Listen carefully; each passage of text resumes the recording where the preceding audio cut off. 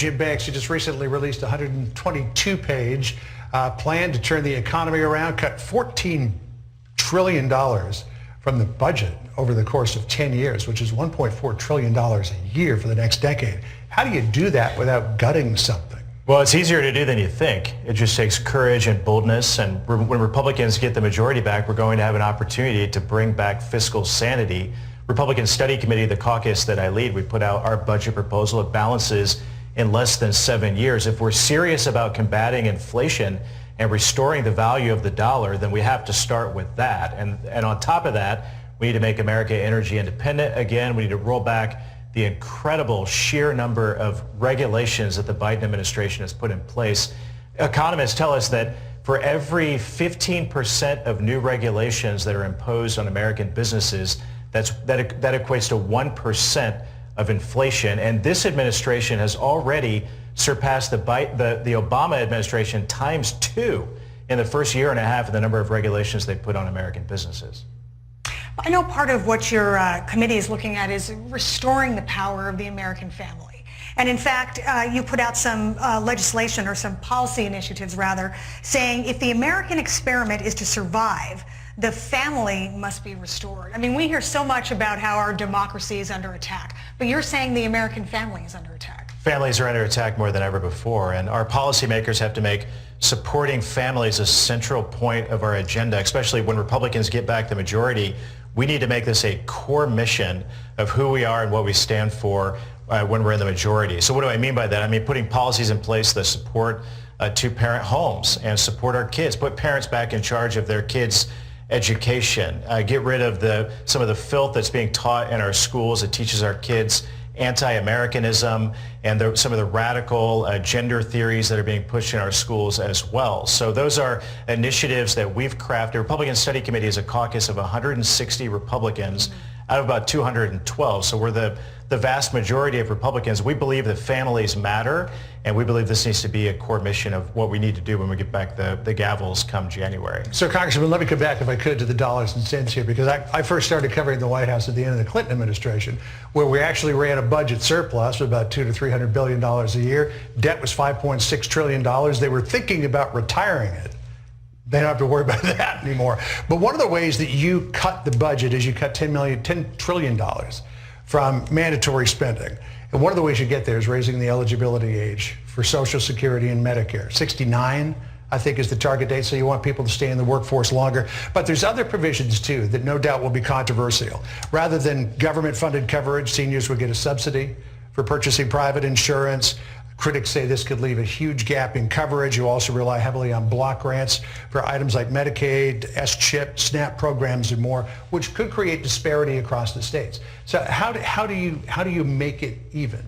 And how do you make sure that everybody gets the coverage that they want while still trying to trim the budget? Well, it's important to remember, if we want Social Security, Medicare, and Medicaid to last so that future generations like my generation can take advantage of programs like that, we have to make these fixes now. And the Republican Study Committee budget doesn't affect anyone who relies on these programs today. It impacts eligibility for my generation, for my kids' generations, and later generations. Experts tell us that Social Security will run dry in just a matter of a few years. So these are the tough decisions that we have to make, but they are the necessary things that we have to do to not just drive down the national $30 trillion plus national debt that we have today because of reckless spending in Washington by both Republicans and Democrats, but to sustain these programs for future generations. We also let the states block grant programs to the states, lets the states control the destiny of who benefits from these programs as well, and that brings necessary improvements and the type of reforms that are meaningful for a long time to come. I mentioned you're expecting to run into a buzzsaw of opposition from the Democrats on this.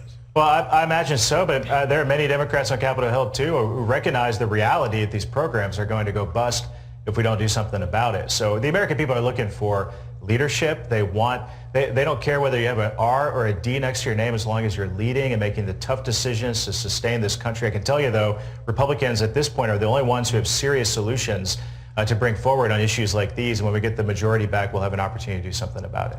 Congressman, while we have you here real quick, I want to turn the topic to the protests outside of the Supreme Court justices' homes. On Fox News Sunday, Senator Michael Lee had a lot to say about that. Let's take a listen. The Justice Department has turned a blind eye to blatant violations of 18 U.S.C. Section 1507, the provision that prohibits people from showing up at the home of a Supreme Court justice to protest.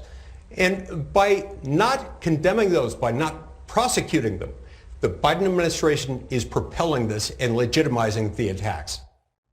Thoughts on that? And will the Justice Department do anything about it? Well, Senator Lee is exactly right. I mean, it's the height of hypocrisy. These Democrats are so hyper-focused on January 6th with their sham committee, yet it's their own rhetoric that's inciting people to show up and protest the Supreme Court justices' homes to try to persuade them or change a pending Supreme Court decision. So the Department of Justice hasn't taken this seriously enough. It's illegal to do this, to go to a Supreme Court justice's home and try to pressure them into changing their decision or to make a decision one way or another. And it just goes to show that there's a one-sided justice system with the Biden Department of Justice where they're quick to go after parents who show up at school board meetings, but they drag their feet about Supreme Court justices or the 40 violent attacks on crisis pregnancy centers around the country as well. It just goes to show you there's two sets of rules. Let me, if I could, just ask you one more question about the midterm elections and how candidates should handle President Trump